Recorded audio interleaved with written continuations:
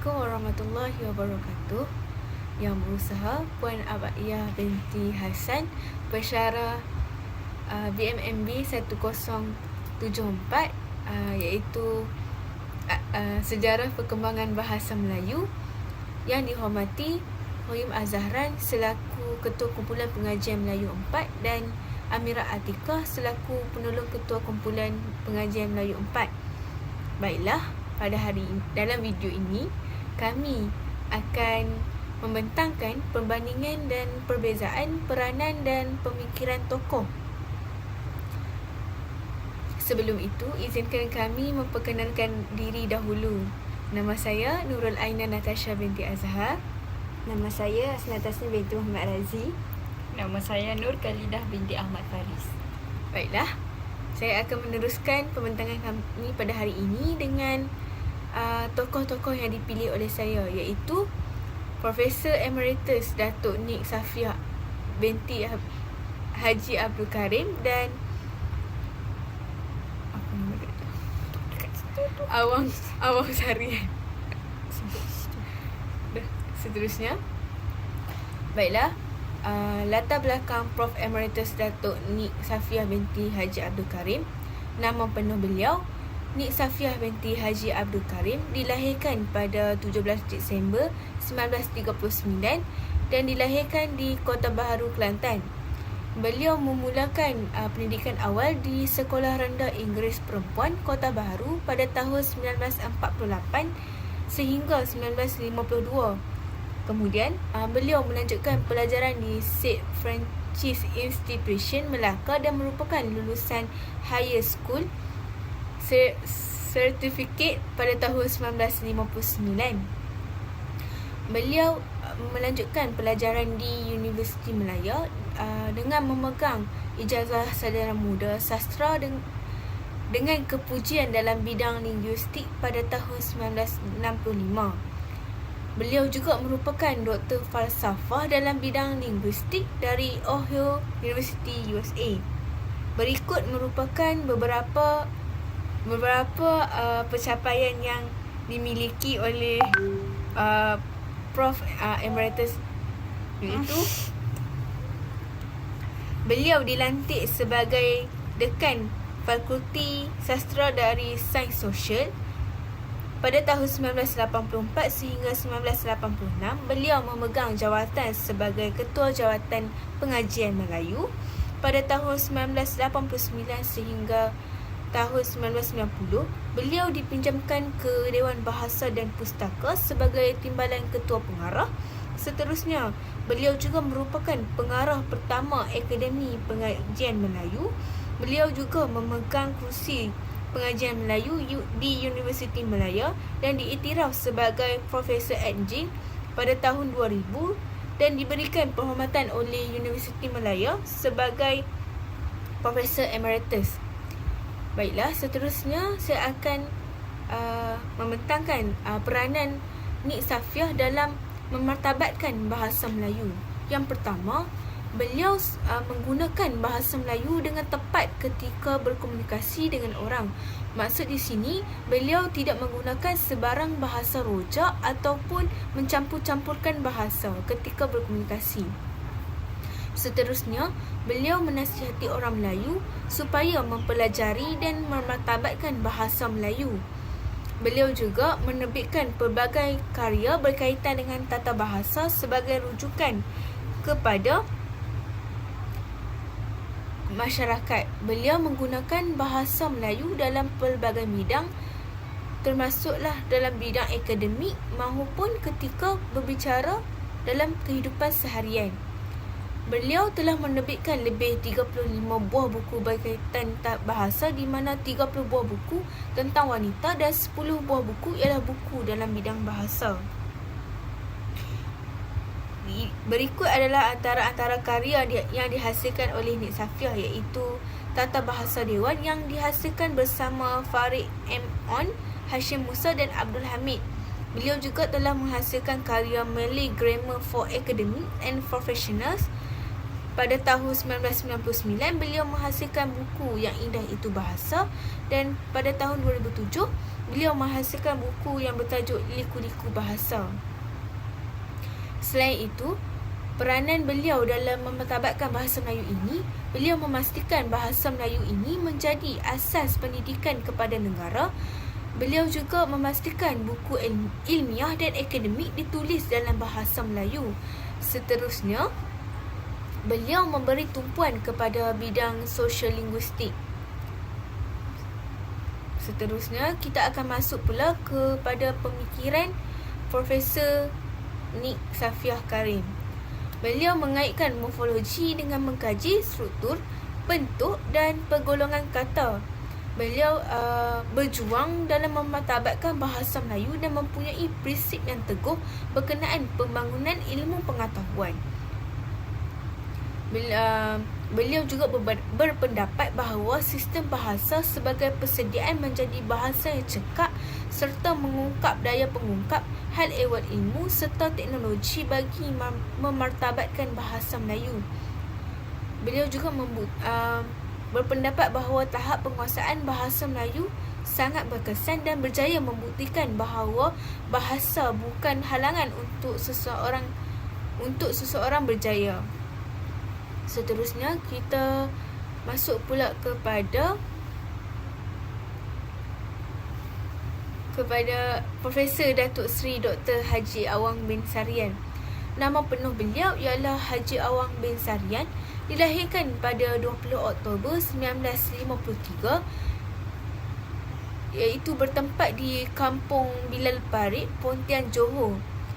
Beliau memulakan pendidikan di Sekolah Rendah Kebangsaan dan Sekolah Agama Teluk Kerang, Pontian, Johor pada tahun 1960 sehingga tahun 1965. Kemudian beliau menyambung pendidikan di Sekolah Menengah Teluk Kerang pada tahun 1966 hingga tahun 1970. Kemudian beliau melanjutkan lagi pengajaran di tingkatan 6 di Sekolah Menengah Sultan Ismail, Johor Bahru pada tahun 1971 sehingga 1972. Beliau melanjutkan pelajaran di Universiti Kebangsaan Malaysia iaitu Institut Bahasa Kesusasteraan dan Kebudayaan Melayu pada tahun 1973. Beliau juga meraih gelaran Doktor Falsafah pada tahun 1998. Sedikit sebanyak tentang pencapaian beliau. Beliau merupakan Ketua Pengarah Dewan Bahasa dan Pustaka pada tahun 2012 sehingga tahun 2015.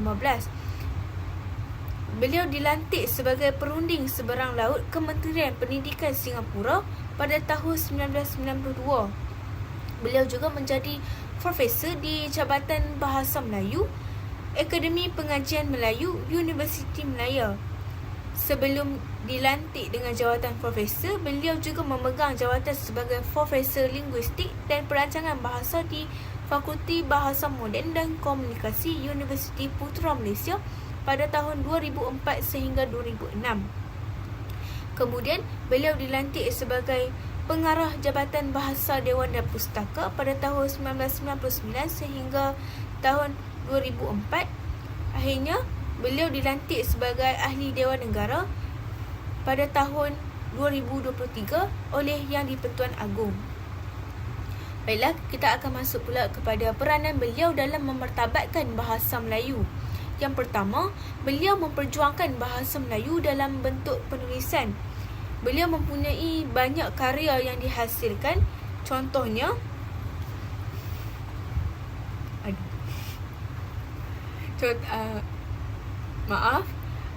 beliau juga merupakan Presiden Persatuan Linguistik Malaysia dan bagi aktif dalam gerakan perjuangan bahasa. Beliau menganjurkan kursus bahasa dan penulisan untuk golongan profesional. Beliau menganjurkan seminar di dalam dan di luar negara dan menerbitkan puluhan buku ilmiah, buku umum, buku teks, kamus, ratusan rencana ilmiah, pelbagai jurnal bahasa dan lebih 200 kertas kerja seminar di dalam dan di luar negara. Seterusnya kita masuk kepada pemikiran beliau dalam bahasa Melayu.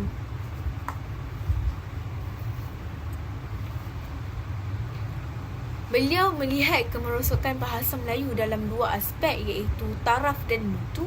Pemikiran Awang Sarian bersifat kritis konstruktif, iaitu setiap kritikan yang disertakan dengan cadangan di mana cadangan tersebut boleh dilaksanakan untuk menyelesaikan sesuatu isu. Beliau mempunyai semangat juang yang tinggi sebagai ahli bahasa yang tegas dalam menentang perkara yang menyalahi peraturan bahasa Melayu tanpa bersifat prejudis dan mengira pangkat mereka. Seterusnya, berikut merupakan perbandingan peranan dan pemikiran di antara dua tokoh. Kedua-dua tokoh mempunyai semangat yang tinggi dalam memartabatkan bahasa Melayu. Kedua-dua tokoh menerbitkan pelbagai buku yang berkaitan dengan bahasa Melayu supaya bahasa Melayu ini dapat tersebar luas dalam kalangan masyarakat maupun di dalam ataupun di luar negara. Kedua-dua tokoh ini sangat mencintai bahasa Melayu. Seterusnya, kita masuk pula kepada perbezaan dan peranan dan pemikiran di antara dua tokoh ini. Profesor Emeritus Datuk Nis Afiah binti Haji Abdul Karim sangat mahir dalam bidang ilmu tata bahasa. Beliau berpendapat bahawa bahasa Melayu perlulah diperluaskan dalam pelbagai bidang, bukan sahaja dalam bidang akademik, tapi dalam bidang sosial, politik ataupun undang-undang. Beliau menasihati orang Melayu agar mempelajari dan memartabatkan bahasa Melayu agar tidak mengagumi bahasa Inggeris sahaja sehingga kan mengabaikan bahasa Melayu. Seterusnya, perbezaan Profesor Datuk Seri Dr. Haji Awang Besarian. Beliau berpendapat bahawa penggunaan bahasa Melayu bukan sahaja dalam bidang akademik. Bahasa Melayu perlu dijadikan sebagai medium perbincangan ilmiah agar dapat meningkatkan kemampuan bahasa Melayu sebagai bahasa ibunda. Baiklah, itu sahaja daripada saya. Sekian, terima kasih. Linda. Bismillahirrahmanirrahim. Baiklah, seterusnya saya akan membuat perbandingan dan perbezaan peranan dan pemikiran tokoh iaitu Munshi Abdullah dan W.G. Shalaber. Baiklah, mari kita mulakan dengan Munshi Abdullah. Latar belakang beliau, nama sebenar beliau ialah Abdullah Abdul Kadir Munshi. Beliau lahir di Kampung Pali, kini dikenali sebagai Kampung Ketek di Bandaraya Melaka. Beliau lahir pada Ogos 1796. Beliau mendapat gelaran Munshi yang bermaksud bijak kerana beliau mengajar bahasa Melayu kepada askar India dan British ketika beliau berusia 11 tahun. Beliau merupakan seorang yang berketurunan Arab dan India. Peranan beliau dalam memartabatkan bahasa Melayu ialah beliau dilantik sebagai jurutulis dan penterjemah ketika Stamford Raffles membuat lawatan ke Singapura. Beliau mengajar bahasa Melayu kepada Padri Milne dan C.H. Toms. Pada tahun 1815, beliau telah menggunakan peralatan percetakan di kediaman Padri Milne untuk membuat huruf, mengaturnya dan mencetak buku serta surat. Abdullah kemudiannya mengikuti Raffles ke Singapura dan terus menjadi jurutulis dan jurubahasa untuk Raffles. Beliau diberi tugas untuk mengumpul bahan sastera Melayu lama untuk Raffles supaya Raffles boleh membawa bahan sastera tersebut pulang ke England dan mengkaji adat Cina dan masyarakat Jakun. Pemikiran Munshi Abdullah dalam memartabatkan bahasa Melayu ialah Munshi Abdullah menghasilkan karya pertamanya yang bertajuk Syair Singapura Terbakar pada tahun 1830. Beliau bukan sekadar memperlihatkan perkembangan bahasa Melayu tersebut melalui karya kesusasteraan, malahan beliau menyedari betapa pentingnya buku nahu bahasa tersebut. Beliau berpendapat bahawa nahu sesebuah bahasa bukanlah dapat menyelesaikan 100% masalah bahasa. Hal ini lebih nyata apabila nahu sesebuah bahasa dikaji oleh orang asing yang bahasa ibundanya bukanlah bahasa Melayu.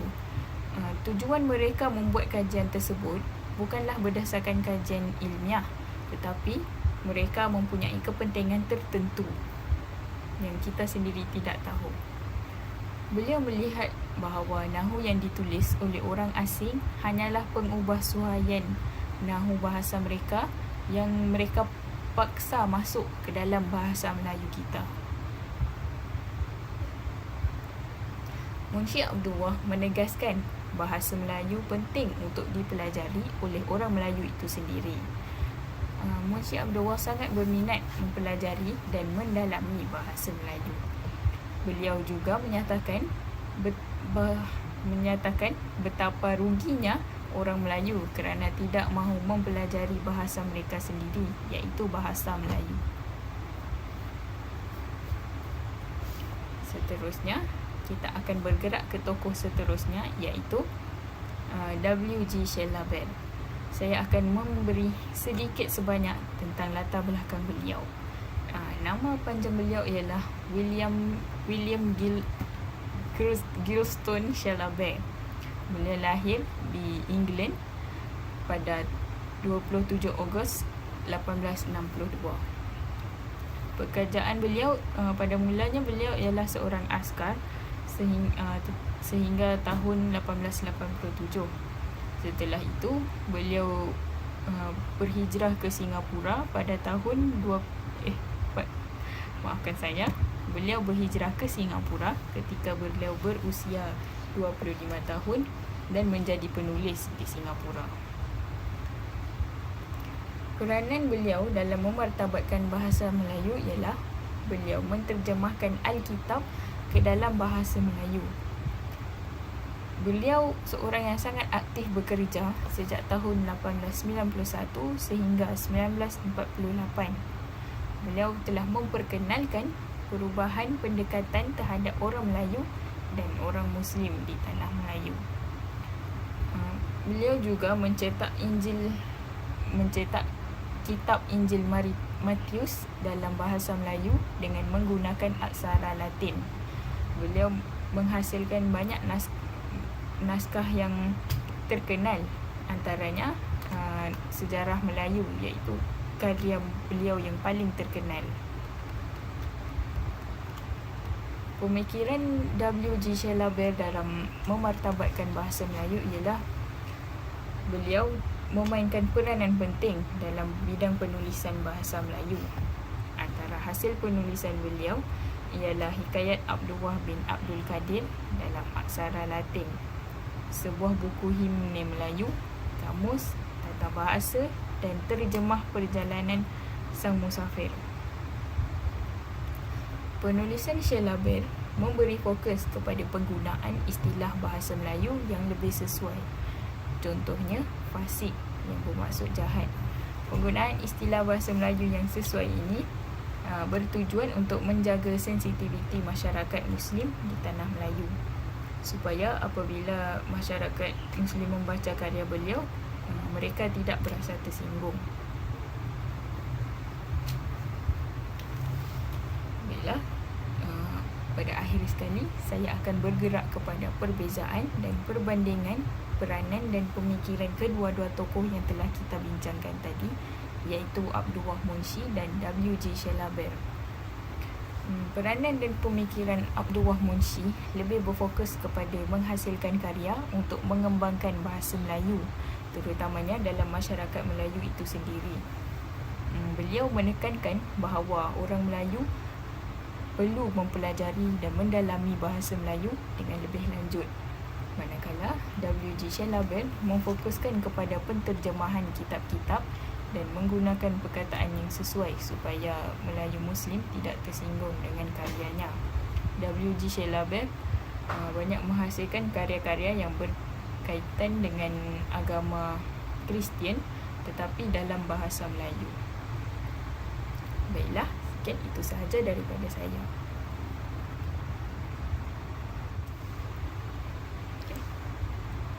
Okay, seterusnya saya akan membentangkan perbandingan dan perbezaan peranan dan pemikiran tokoh antara Richard Olaf Winstead dan Asma Haji Omar.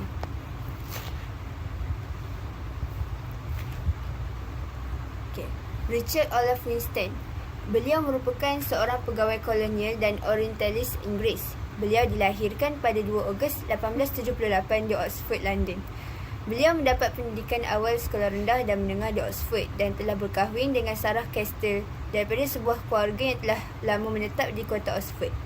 Beliau memperoleh ijazah sarjana muda daripada Universiti Oxford pada tahun 1898. Beliau juga telah menyertai perkhidmatan kolonial dan memulakan kerjaya di Persekutuan Tanah Melayu iaitu di Perak pada akhir tahun 1902. Seterusnya ialah peranan dan sumbangan tokoh dalam memartabatkan bahasa Melayu. Sumbangan tokoh Richard Olaf Winstead dalam bahasa Melayu moden ialah beliau mencadangkan penubuhan Sultan Idris Training College dan berjaya ditubuhkan pada tahun 1922. Sumbangannya dalam bidang bahasa pula telah menghasilkan 2 buah kamus iaitu A Practical Modern Malay English Dictionary pada tahun 1952 dan An Unabridged English Dictionary pada tahun 1958. Beliau juga berjaya menghasilkan kamus yang berjudul Dictionary of Colloquial Malay. Beliau juga turut menyusun tata bahasa Melayu berdasarkan 2 buah buku iaitu Sejarah Melayu dan Hikayat Abdullah. Berdasarkan 2 buah buku tersebut, beliau telah menghasilkan karya tata bahasa yang berjudul Malay Grammar yang diterbitkan pada tahun 1914.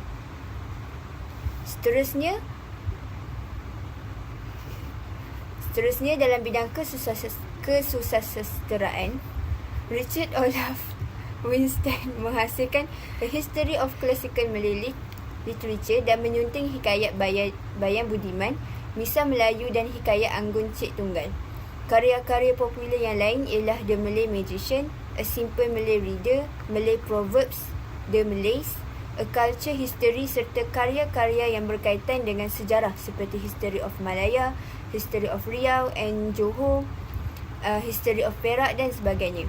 Dalam bidang pendidikan, semasa menjadi penolong pengarah pelajaran negeri-negeri Melayu bersekutu, beliau ditugaskan untuk meneliti dan membuat kaji selidik tentang pendidikan vernakular dan menyediakan satu laporan bagi perkembangan pendidikan Melayu.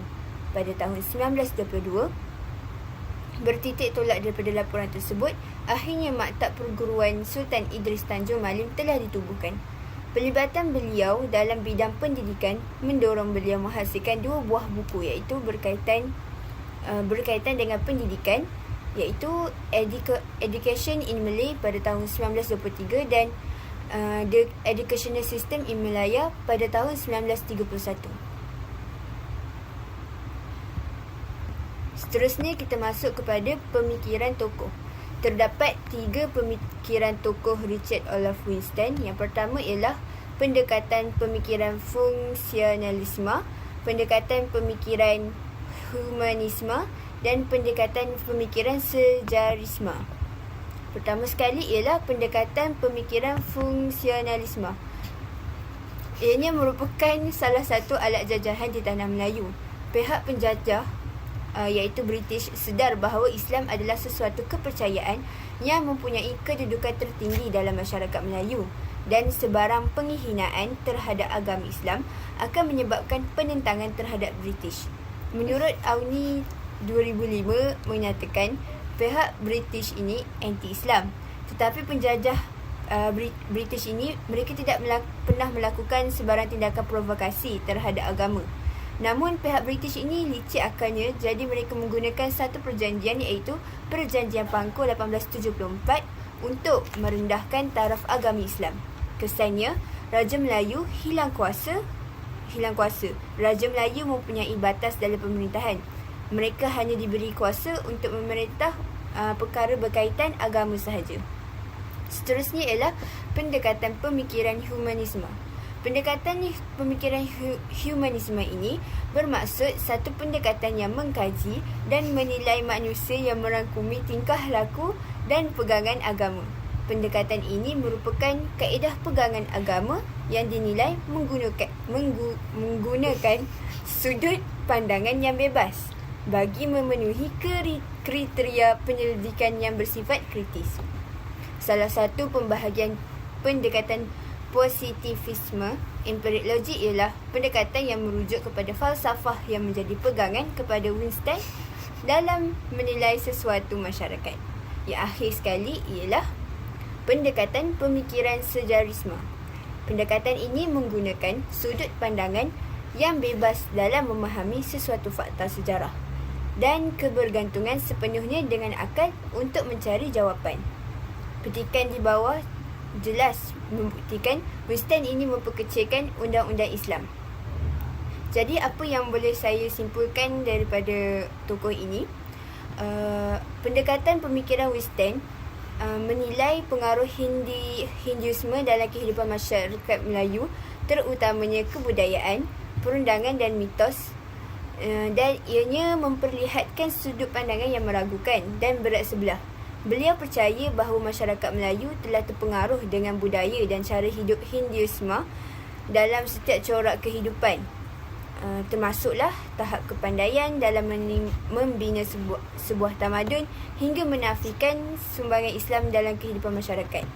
Hal ini berpunca daripada kelemahan golongan orientalis dalam memahami kandungan Islam disebabkan latar belakang pemikiran yang berpusatkan Eropah, iaitu Eurocentrism. Pemikiran ini mengangkat bangsa Eropah sebagai bangsa yang hebat dan bertamadun berbanding bangsa lain hingga digelar Ambassador of Civilization, iaitu penyelamat kepada bangsa yang perlu ditamadunkan. Seterusnya saya akan masuk kepada tokoh yang seterusnya, iaitu Profesor Emeritus Dato' Asmah Haji Omar. Beliau dilahirkan pada 5 Mac 1940 di Jitra, Kedah, Darul Aman. Beliau merupakan wanita Melayu Malaysia terawal yang memperoleh PhD. Selain itu, beliau juga merupakan wanita pertama yang memegang jawatan timbalan Naib Chancellor University. Asmah merupakan individu di Malaysia yang memegang jawatan profesor yang paling lama. Jawatan ini merupakan jawatan paling tinggi di universiti dan dipegangnya sejak berusia 36 tahun hinggalah usia 65 tahun. Beliau juga merupakan ahli bahasa dan beliau telah mendapat pendidikan di Sekolah Melayu Citra Kedah pada tahun 1946 hingga 1949. Kemudiannya di Kampung Baharu Girls School Al-Usta Kedah. Seterusnya Malay Girls College Kuala Lumpur dan akhir sekali ialah Sultan Abdul Hamid College Al-Usta.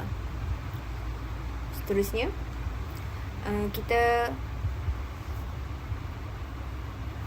kita akan masuk kepada peranan dan sumbangan tokoh dalam memartabatkan bahasa Melayu. Beliau telah menghasilkan puluhan buah buku mengenai bahasa dan linguistik, ratusan majalah dan kertas kerja yang sebahagiannya diterbitkan dalam jurnal tempatan dan antarabangsa. Antaranya ialah Morfologi, iaitu sintaksis bahasa Melayu dan bahasa Indonesia, satu perbandingan pola. Seterusnya, The Iban Language of Sarawak, iaitu A Grammatical Description. Selain itu, Essays on Malaysian Linguistics pada tahun 1975 dan 1993. Dan selain itu, Pengajaran Bahasa Malaysia dalam konteks perancangan bahasa kebangsaan dan banyak lagi karya-karyanya yang lain. Seterusnya, beliau juga telah memberikan sumbangan yang besar dalam MABIM, di mana beliau telah menjadi ahli jawatan kuasa tetap bahasa Melayu, iaitu JKTBM, sebelum MBIM, iaitu semasa permulaan kerjasama kebahasaan dengan Indonesia, yang akhirnya menghasilkan sistem ejaan bersama yang dilancarkan serentak di Kuala Lumpur oleh Tun Abdul Razak. Beliau juga pernah menganggotai ahli JKTBM dan serentak dengan itu menganggotai MBIM sebagai ahli majlis dalam kelompok eksekutif. Okey, seterusnya kita masuk kepada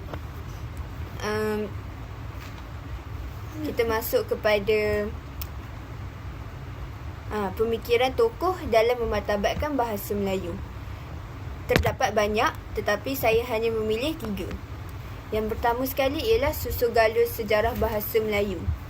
Asmah Haji Omar menyatakan susul galus serta pemahaman tentang bahasa Melayu yang lengkap melalui Ensiklopedia Bahasa Melayu. Ensiklopedia ini memerihalkan perkembangan bahasa Melayu dari sudut sejarah, variasi, tulisan, ejaan, fonetik, fonologi, nahu, morfologi, sintaksis sehinggalah kepada etimologinya. Yang menarik dalam ensiklopedia ini ialah perkembangan sejarah dan genealogi bahasa Melayu sebagai bahasa tua malah berkemungkinan merupakan salah satu kelompok bahasa yang tertua di dunia. Dan menurut Asmah Haji Omar juga, bahasa Melayu merupakan bahasa rumpun Austronesia yang terbahagi kepada 4 keluarga, iaitu Indonesia, Melanesia, Mikronesia dan Polinesia. Keluarga Melanesia, Mikronesia dan Polinesia terletak di Lautan Pasifik, sedangkan keluarga Indonesia terletak jauh dari garisan Lautan Pasifik. Kelihan ada garis yang memisahkan keluarga Indonesia di satu pihak dan keluarga yang tiga lagi tu. Oleh itu, bahasa-bahasa dalam keluarga bahasa Indonesia ini dikenali sebagai bahasa-bahasa Austronesia Barat dan yang 3 yang tadi itu dikenali sebagai bahasa-bahasa Austronesia Timur. Seterusnya, kita masuk kepada bahasa dan alam Melayu. Asmah Haji Omar meneroka alam pemikiran Melayu dan pengalaman-pengalaman orang Melayu yang terakam dalam bahasanya melalui penelitian terhadap bahasa kanak-kanak, khususnya dalam penuturan bahasa itu sebagai bahasa pertama dan bahasa orang dewasa. Penelitian mengenai bahasa kanak-kanak itu dilakukan secara empiris dan perbincangan bertumpu pada pelbagai unit dan fungsi bahasa. Beberapa penemuan beliau terhadap bahasa subjek penyelidikan sesuai dengan sesuatu yang terdapat dalam bahasa lain. Tetapi terdapat perbezaan, khususnya dalam penguasaan sistem bahasa secara kronologi, iaitu menurut peredaran masa sesuai dengan peningkatan usia kanak-kanak. Hal ini memang sudah dapat dijangka kerana bahasa-bahasa tersebut berbeza dalam sistemnya dari satu bahasa ke bahasa yang lain. Seterusnya, kita masuk pula kepada nahu dan tata bahasa. Asmah Haji Omar telah dapat mengesan beberapa prinsip fonologi yang melandasi analisis Zakbar tentang sistem ejaan bahasa Melayu. Antaranya ialah keutamaan ucapan di atas tulisan, huruf sebagai lambang untuk bunyi dan hubungan antara fikiran dengan mekanisme bahasa. Selain itu, Asmah merupakan penulis bahasa Melayu yang menerapkan nahu struktural. Sebagai contoh, melalui bukunya Nahu Melayu Mutakhir dan Nahu Kemas Kini, huraian dengan pembentukan kata dan ayat dilakukan menurut pola. Hal ini jelas berbeza dengan acuan, di mana acuan nahu tradisional di mana yang mementingkan makna yang semata-mata. Oleh itu, kita dapat lihatlah bahawa Asmah mempunyai kemampuan dan pemikiran yang tinggi untuk memperhalus aspek-aspek bahasa dengan telitinya. Sekian saja pembentangan saya pada hari ini.